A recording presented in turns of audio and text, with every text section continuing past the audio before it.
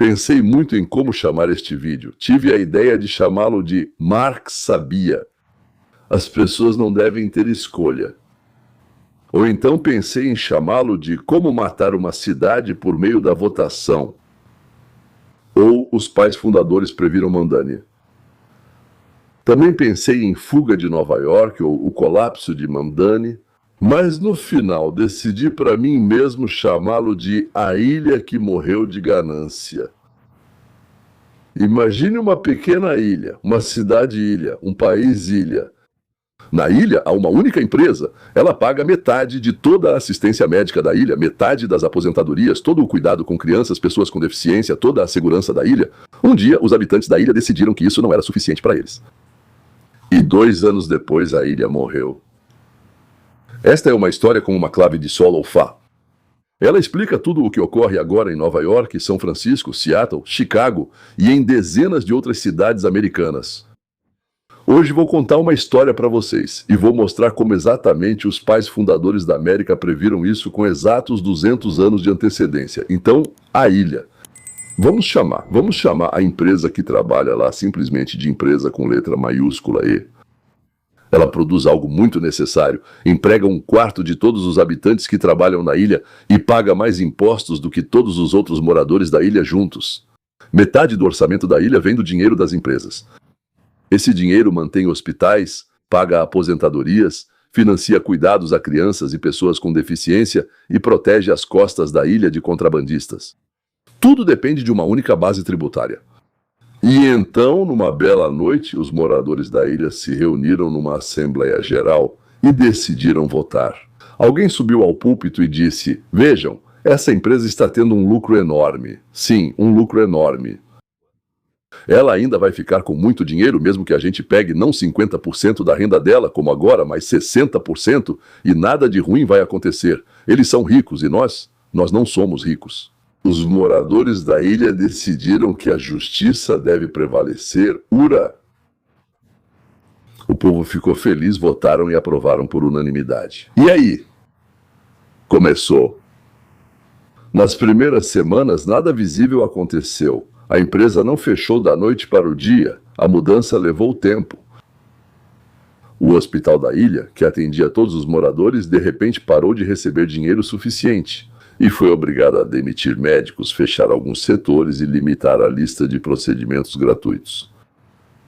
Pessoas com doenças crônicas que antes recebiam medicamentos pelo programa da ilha começaram a receber recusas. Como assim? Sem dinheiro, diziam no hospital. Um idoso como eu, com diabetes, por exemplo, que durante décadas recebia insulina pelo programa do governo, o estadual, descobriu que agora o programa cobre só uma parte do custo. A família não podia pagar a diferença. Depois de alguns meses, ele foi parar no hospital com complicações que, na verdade, poderiam ter sido evitadas. E o hospital, que já não tinha mais o mesmo tratamento, nem o mesmo número de leitos e funcionários, não conseguiu prestar o atendimento tão rápido quanto seria necessário. E ele morreu. Isso não é uma metáfora. Isso é a matemática do orçamento traduzida em vida humana. Os moradores da ilha tentaram impedir a saída da empresa, mas não conseguiram. Ela foi embora. Então eles correram para outras ilhas dizendo: "Coloquem impostos tão altos neles também, para que eles voltem, para que não fujam para vocês." Ao que a ilha que recebeu a empresa respondeu: "Pessoal, vocês ficaram malucos. Nós oferecemos a eles metade do que eles pagavam para vocês e estamos felizes. E eles estão felizes, todo mundo está feliz." Então os moradores começaram a visitar todas as outras ilhas e dizer: "Nós somos amigos, estamos sofrendo, nos ajudem." E eles respondiam: "E vocês, alguma vez na vida já nos ajudaram? Nós também já passamos por momentos difíceis. E vocês só trancavam suas janelas e portas, seu país, sua ilha, suas regras. Nós não acreditamos. Não podemos ser responsabilizados por vocês serem completos idiotas." Quando metade da base tributária desapareceu, o fundo de pensão da ilha não conseguiu pagar aos idosos o valor que eles esperavam durante toda a vida. As aposentadorias foram cortadas. Idosos que estavam 20 anos sem trabalhar não conseguiam retornar ao mercado e enfrentaram uma escolha: ou economizar na comida, nos remédios ou no aquecimento no inverno. No fim, dá para usar um casaco grosso. Ou apenas se enrolar num lençol e rastejar até o cemitério. vai sair ainda mais barato. Um programa de cuidados infantis que permitia aos pais irem trabalhar.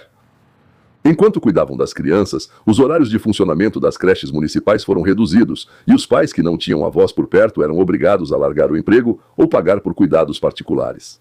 E eles também já não tinham dinheiro para isso, porque 1/4 da ilha que antes trabalhava na empresa estava desempregado. Mas aí vem o segundo golpe, porque, como dizem, abre os portões quando isso acontece. Aquele que a maioria das pessoas, por algum motivo, não prevê antecipadamente. Eles dizem, você acha que não são enxadristas para prever antes, né? Ou seja, em outras palavras, eles são totalmente ingênuos, né? Ou seja, quando eles, digamos, cospem contra o vento, eles não conseguem prever que o cuspe vai voltar no rosto deles. 1/4 dos trabalhadores da ilha perdeu o emprego. Ao mesmo tempo, isso não é como quando uma pessoa perde o emprego e procura outro. O mercado de trabalho da ilha fisicamente não conseguia absorver tantas pessoas de uma só vez. Lojas, restaurantes, salões de cabeleireiro, oficinas mecânicas que atendiam essas pessoas e suas famílias começaram a perder clientes no mesmo ritmo. As pessoas passaram a adiar reformas e deixaram de consertar ou trocar de carro por 4 anos. O que começou a acontecer foi que, quando a ilha inteira, toda a população começou a economizar, uma enorme quantidade de negócios faliu. O dono da pequena padaria perto da fábrica, que por 10 anos serviu café e produtos de padaria aos trabalhadores, fechou o estabelecimento. Não conseguia pagar o aluguel, a receita não era suficiente. Esse é um efeito secundário que os economistas chamam de multiplicador. Cada emprego perdido em uma grande empresa puxa consigo vários outros empregos na economia ao redor, ou uma perda parcial de renda. Os imóveis na ilha começaram a desvalorizar. Você acha isso bom? Quem perdeu renda não conseguia pagar a hipoteca ou aluguel. Alguns deles vendiam suas casas por qualquer preço só para ir atrás dos empregos, para aquela mesma jurisdição para onde a empresa se mudou. Ainda nem todos eram aceitos. Afinal, é outro país. Tente obter um visto, algumas casas ficavam vazias. A queda nos preços dos imóveis afetou aqueles 75 moradores que ainda mantinham seus empregos. Porque o principal ativo deles, a casa, desvalorizou literalmente em 1 ano. E agora restam apenas 75 pessoas na ilha. Disseram a eles, não se preocupem, não é grave. Em breve tudo melhora. Buscaremos novas fontes de renda. As autoridades da ilha tentaram aumentar os impostos dos moradores restantes. De onde podem obter renda? Podem aumentar imposto, certo? Especialmente sobre pequenos negócios, apenas para cobrir o déficit. Afinal, o dinheiro precisa vir de algum lugar. Mas os pequenos negócios da ilha tinham margem muito baixa. São cafeterias, oficinas, médicos particulares, advogados. Quando os impostos aumentaram, alguns optaram por transferir seus negócios para a ilha vizinha, onde a carga tributária continuava a mesma. Foram embora aqueles que conseguiram sair. Não só os grandes, mas também os pequenos começaram a ir embora. 3 anos depois, a ilha, que antes era conhecida na região como um estado estável e próspero, tornou-se um exemplo para todos os países vizinhos. Um exemplo do que não se deve fazer de jeito nenhum. Não se pode aumentar os impostos sobre os negócios. Os investidores que estavam considerando abrir ali novos empreendimentos, agora viram um precedente. Opa, a ilha impôs, mudou as regras do jogo, impuseram impostos adicionais a um grande contribuinte. Ele foi embora. A confiança na estabilidade da política fiscal da ilha foi destruída. E a confiança leva muito mais tempo para ser restaurada do que para ser destruída. Aqui está o resultado em uma frase. A ilha escolheu 10% adicionais de imposto, além dos 100% já existentes, e acabou ficando com 0. Em vez de quê? Em vez de 60. Isso é chamado de curva. Curva de Lafevre.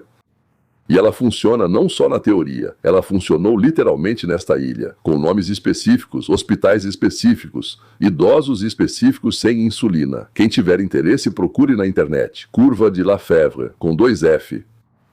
E agora, atenção. Agora vem a parte interessante. E eu vou contar para vocês porque exatamente essa história da ilha está diretamente ligada ao que está acontecendo agora em uma das cidades mais famosas do mundo. E por que as pessoas que se mudaram para lá recentemente, vindas da antiga União Soviética, precisam saber disso antes de todo mundo?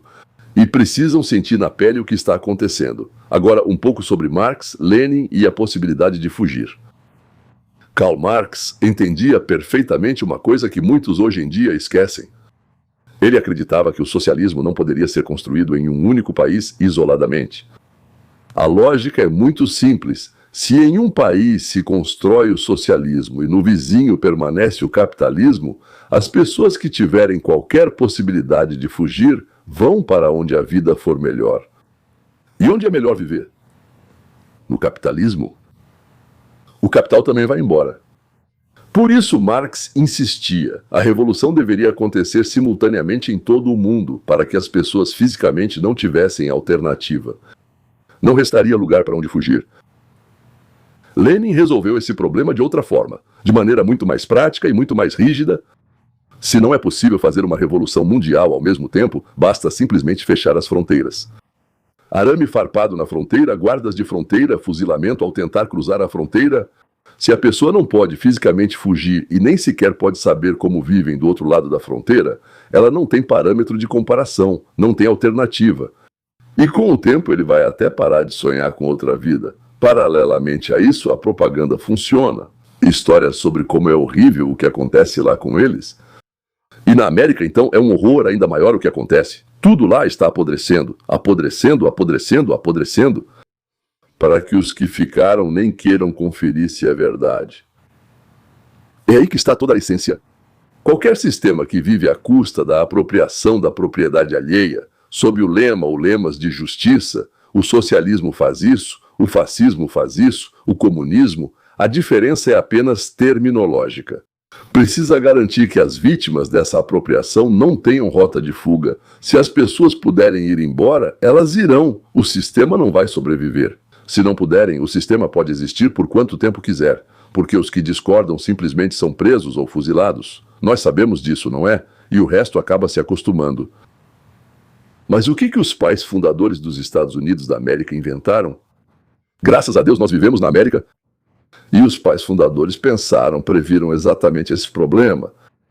2 séculos antes disso se tornar realmente relevante, eles construíram o país, não como uma entidade única com um único conjunto de leis, mas como uma federação de vários estados, cada um deles mantendo o direito de estabelecer seus próprios impostos, suas próprias regras, suas próprias leis. E, ao mesmo tempo, qualquer pessoa, qualquer empresa tem o direito constitucional de se mudar livremente de um estado para outro. Estado é state, é um estado, certo? Eles se perguntam, por que fizeram isso? Os autores dos papéis federalistas, especialmente lá James Madison, eles escreveram diretamente sobre o medo da concentração de poder. Digo em uma só mão, em um único centro, certo? Se todo o poder está concentrado ali. E não há alternativa. Esse poder não tem incentivo para agir de forma razoável em relação aos cidadãos, mas se houver muitos estados, e cada estado competir por pessoas e por capital, as autoridades passam a ter um limitador natural. Uma lei ruim em um estado não destrói o país inteiro. Ela destrói a economia desse estado ou dessa ilha. As pessoas vão para o estado vizinho, e as autoridades desse estado ou aprendem com o erro ou continuam perdendo população. Mas o país inteiro continua existindo e se desenvolvendo. Esse é exatamente o mecanismo do qual a ilha da nossa história foi privada. Os habitantes da ilha não tinham uma ilha vizinha com regras diferentes? Para onde poderiam ir em grupo? Não mudariam devagar, mas fugiriam. E aqui eu prometo contar algo muito específico que diz respeito a vocês, espectadores de língua russa, que já vivem nos Estados Unidos ou estão pensando em qual estado construir sua nova vida. Ouçam com atenção, porque a seguir vêm os números, não opiniões. A história da ilha que eu contei para vocês não é uma abstração, é praticamente uma descrição exata do que está acontecendo em Nova York neste momento.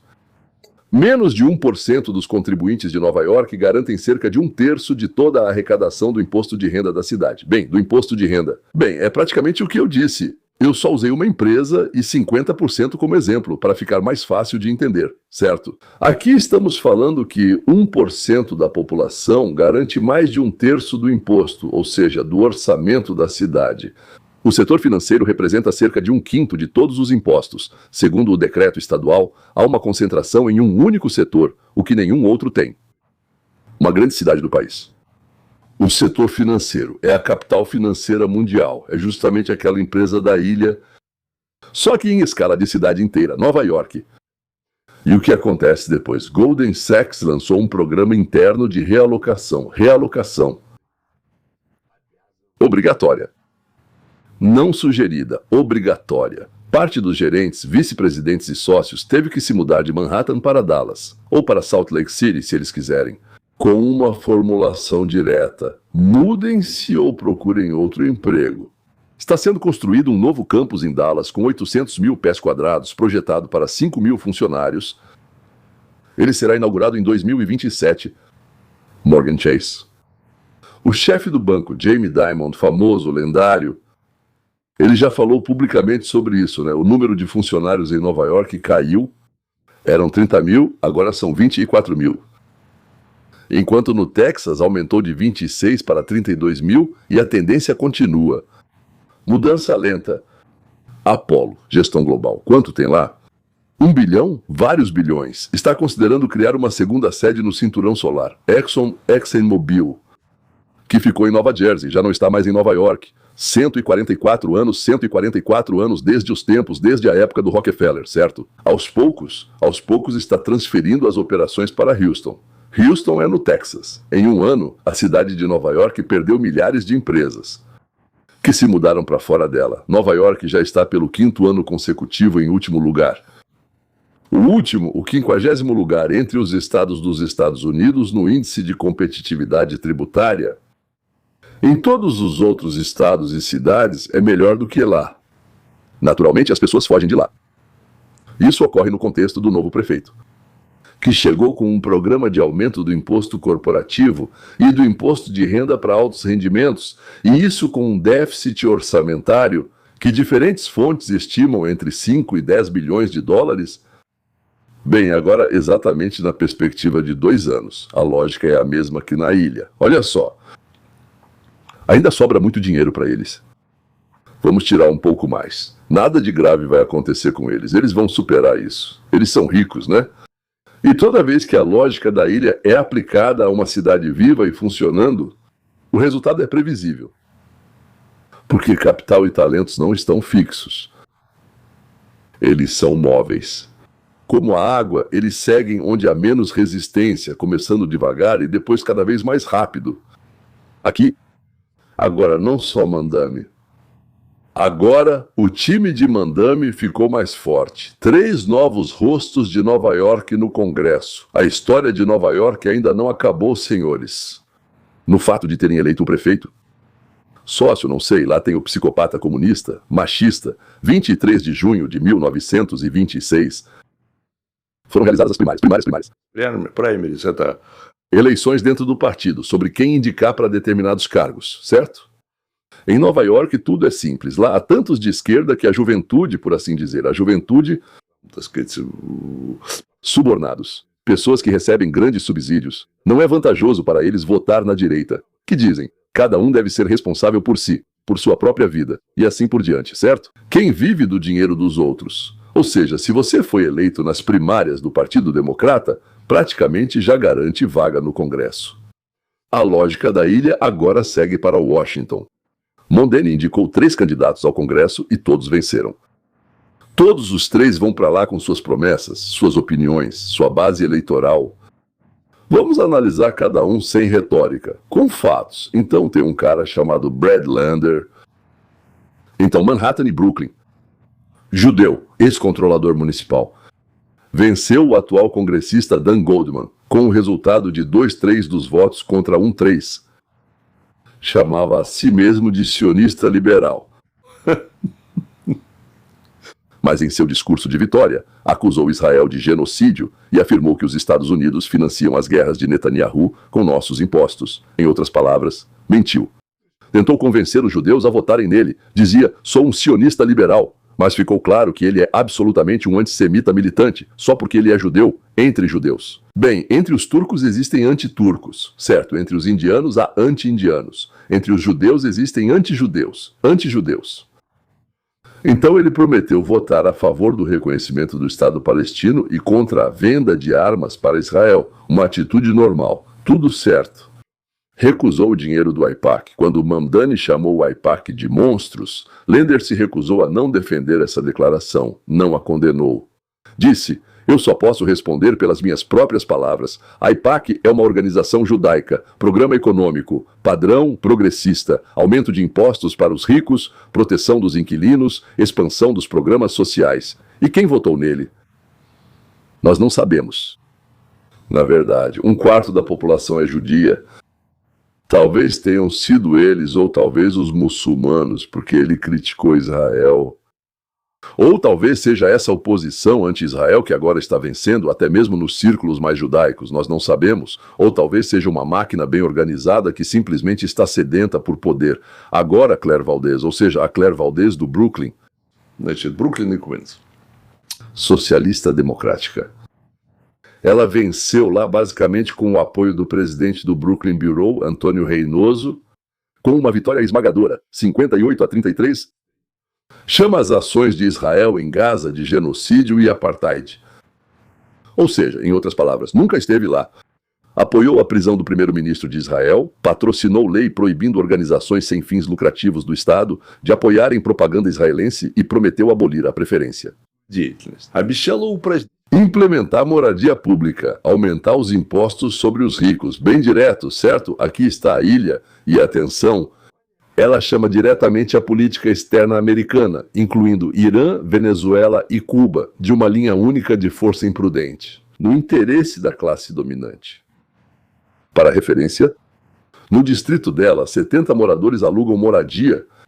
1/3 nasceu fora dos Estados Unidos, ou seja, ela foi escolhida por estrangeiros. Era esse público que ela buscava, não a elite intelectual de esquerda, mas sim trabalhadores e inquilinos, consumidos pela crise habitacional. E quem votou? Os mobilizados, então, da Machina, socialistas democráticos da América, por dinheiro, naturalmente, a melhor rede de voluntários. Então ronda pela cidade. Sindicatos e coisas do tipo. O distrito ganhou o apelido de Corredor Comunista. E por fim, a última, genial, é a que eu mais gosto. Daria Lisa Ávila, com outro sobrenome pelo marido, se não me engano, sobrenome Chevalier, acho que é isso, né? Alto Manhattan e Bronx. Alto Manhattan é, digamos assim, uma população bem respeitável. E o mais inesperado, o resultado mais radical da noite. Socióloga de 32 anos, organizadora de protestos na Universidade de Colômbia. Bem, foi quando eles pararam os judeus e diziam que os judeus não tinham nada para fazer aqui.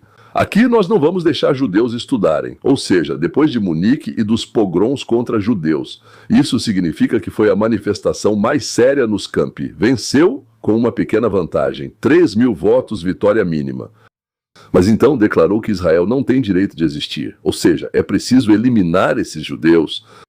No dia seguinte ao ataque do Hamas. Isso foi em 7 de outubro de 2023.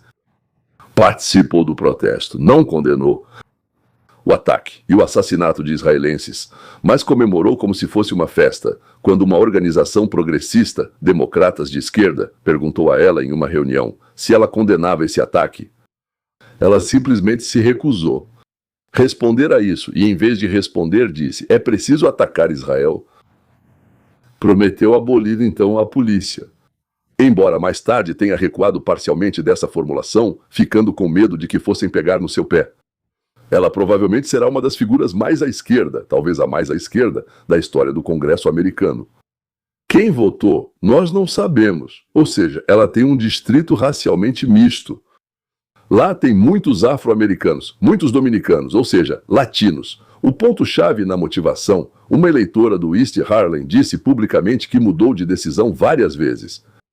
Mas votou na Chevalier, porque ela conseguiu o apoio, ou seja, de uma organização anti-Israel. Isso foi a gota d'água. Por causa disso, ela passou a apoiar justamente a Chevalier. Muitos votaram assim, programa radical, e contra algumas coisas específicas que o Partido Democrata fazia. Ou seja, eles votaram contra o Partido Democrata, a favor de um novo programa.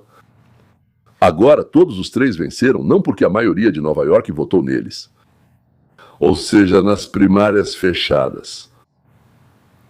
Tradicionalmente, poucas pessoas comparecem. Até mesmo o próprio Mamdani venceu as eleições para prefeito com o apoio de menos de 7% da população total da cidade. Quem venceu foi quem estava bem organizado.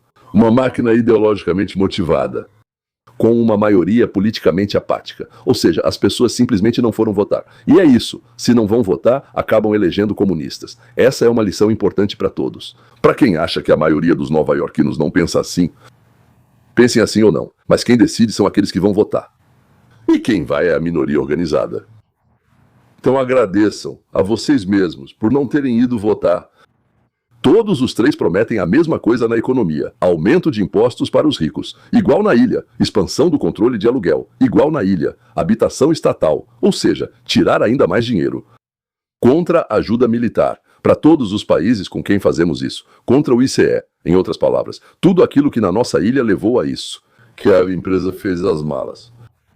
Só que agora essas pessoas não vão mais para o Conselho Municipal. Elas vão para o Congresso dos Estados Unidos da América. É lá que elas vão votar sobre a política tributária, que vai definir se vai permanecer Goldman Sachs na cidade, ou será preciso fugir completamente dos Estados Unidos da América. Agora vamos analisar a posição dessa Daria e da Lisa em detalhes, porque isso é interessante. Aquele pacto que merece uma conversa à parte. Chevalier não apenas critica Israel e os judeus, ela apoia uma política progressista. Ela tem uma enorme quantidade de discursos e postagens documentados, que vão muito além mesmo do que simplesmente criticar o capitalismo. Por exemplo, ela excluiu a conta no Twitter que continha milhares de postagens e repostagens em apoio ao fim da polícia. Ou seja, não haveria mais polícia sob o comando dela. Ela quer acabar com todas as prisões. Nos Estados Unidos da América, ela vai votar a favor disso no Congresso. E também acabar completamente com a fronteira. Quem quiser pode entrar. Além disso, ela quer tomar posse de toda a propriedade privada e nacionalizar todos os grandes setores dos Estados Unidos. Ou seja, isso já vai além da ilha. Isso já é, União Soviética, Alemanha Oriental, ou então Coreia do Norte. Quando no verão de 1920, no auge dos protestos do movimento Vidas Negras Importam, alguém sugeriu um slogan mais suave do que "tirem o dinheiro da polícia", ela respondeu diretamente: "Vão para o inferno. Vamos pegar o dinheiro deles e eliminar a polícia totalmente. Vocês não vão diluir o nosso movimento." 2 dias depois, ela esclareceu: não é reforma da polícia. Essa visão significa a completa cessação de qualquer atividade policial no território da nossa cidade e do nosso país. Nunca mais polícia nos Estados Unidos.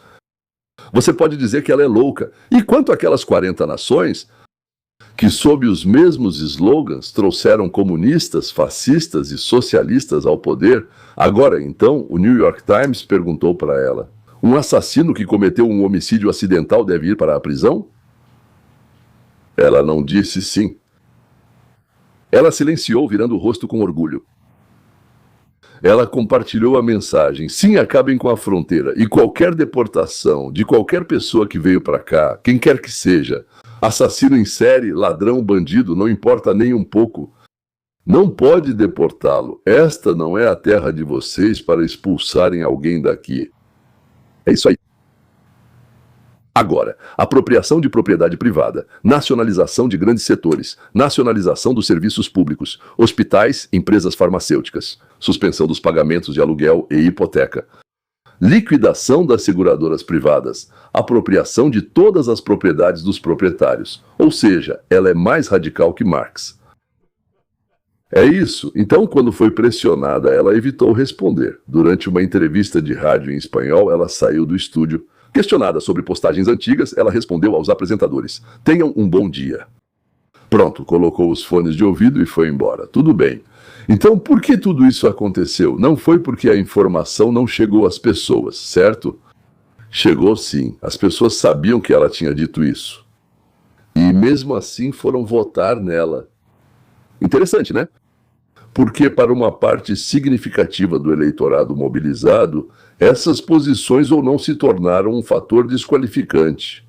Ele propõe tirar tudo dos ricos e dividir dizendo que será melhor. Ou então, essas questões foram superadas por temas como o programa econômico e a identidade da candidata como mulher. Sobre sua identidade como mulher de família de imigrantes operários, Chevalier respondeu de forma simples: as postagens não refletem quem ela é hoje. Eram opiniões antigas. Ela pensava e postava assim, mas depois de repente teve outra ideia, outra coisa. E agora ela fala outra coisa. Na verdade, esses são os sinais mais preocupantes de toda essa história. Não é que as pessoas foram enganadas ou mal informadas, mas sim que para uma parte da cultura, o apelo pelo fim das prisões não é um sinal de que a pessoa enlouqueceu. Defender o fim da polícia e das fronteiras deixou de ser automaticamente um sinal de alerta.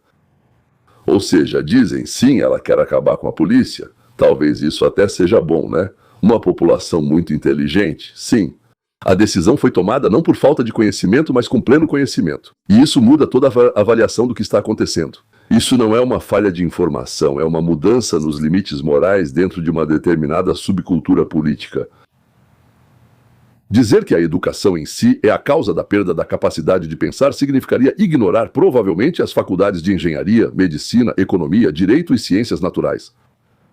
Dos mesmos faculdades americanas, né? Onde ocorre essa mudança? Não sei se existe lá. Talvez sim. O problema não é a educação em geral, mas o clima ideológico nos departamentos de ciências humanas e sociais. Digamos, engenheiros de Stanford e um sociólogo da Colômbia foram formados em faculdades americanas, mas o ambiente ideológico ao redor deles é fundamentalmente diferente. Então, uma formulação mais precisa do pensamento sobre por que isso acontece seria a seguinte: as faculdades de humanidades e ciências sociais das universidades americanas e provavelmente das europeias também, nos últimos 15 a 20 anos criaram uma monocultura ideológica, onde o pensamento crítico em relação às próprias doutrinas, não o pensamento em si, é suprimido pelo conformismo e pela pressão social. Não é a educação que mata o pensamento, mas sim o conformismo e a pressão visual e social. Não é a educação que mata o pensamento, mas sim o sistema criado na educação americana e europeia, segundo a qual hoje todo o ensino de crianças, adolescentes e jovens, desde o jardim de infância até as universidades, é organizado de forma que, ouça agora porque vou dizer algo importante, exatamente para privar completamente o estudante da habilidade e do desejo. Pensar por si mesmo e assim mudar seu cérebro, fazendo com que ele haja contra seus próprios interesses, mas de acordo com o que é ditado por aqueles que conduzem o país e o mundo para um paraíso de ratos. Bem, vamos caminhar para a conclusão. Essa é a diferença entre a ilha da nossa história e a América. A ilha não deu à empresa uma alternativa dentro do mesmo sistema. A empresa tinha apenas uma saída: deixar completamente o estado da ilha. Isso acabou sendo uma catástrofe para todos. Nos Estados Unidos, se uma cidade ou estado adota a política da ilha, pessoas e empresas podem apenas se mudar para outro estado, sem perder a cidadania, nem os laços, nem a pertença a uma grande nação, construída de forma que a concorrência e a jurisdição protejam as pessoas contra a concentração de poder. É isso que significa votar com os pés. Aqui está, na verdade, o próprio mecanismo que Marx sonhava destruir através da Revolução Mundial, e Lenin através do arame farpado. Nos Estados Unidos, isso está incorporado na Constituição, na arquitetura do país, como uma proteção e não como uma ameaça. E assim, a resposta para a pergunta é: o que os moradores de uma cidade onde a lógica da ilha lhe está sendo implantada devem fazer é muito simples e, graças a Deus, encorajador. Vocês, ao contrário dos moradores daquela ilha, têm para onde ir. Existe Dallas, existe Salt Lake City, existe Houston, existe a Flórida, existem dezenas de estados que competem por vocês, pelo seu trabalho, pelo seu negócio, reduzindo impostos, reduzindo regulações, justamente porque querem que vocês escolham eles. Se você está começando a viver neste país, tem mais opções do que tivemos ao chegar. Construa sua vida assim. E construa sua vida onde ela é valorizada e não onde pretendem taxá-la até que você vá embora, até que você seja forçado a sair. A América lhe deu essa escolha não por acaso, ela foi especialmente incluída na Constituição Pessoas que há 200 anos já entendiam o que alguns prefeitos hoje não conseguem entender ou se recusam a entender. É por isso que, apesar de tudo o que acontece em algumas cidades, os Estados Unidos, como país, têm um mecanismo interno de autocorreção que nunca existiu em nenhum sistema socialista ou fascista. Na história, isso é a mesma coisa. Essa é a razão para o otimismo, mesmo quando as manchetes parecem alarmantes. Se vocês ficaram curiosos, senhoras e senhores, sobre este vídeo, acessem o meu canal no Telegram. Lá eu analiso essas histórias mais rápido do que consigo gravar um vídeo completo. Não esqueçam de curtir o canal, o vídeo e conferir minhas notas autorais. É isso por hoje. Até breve.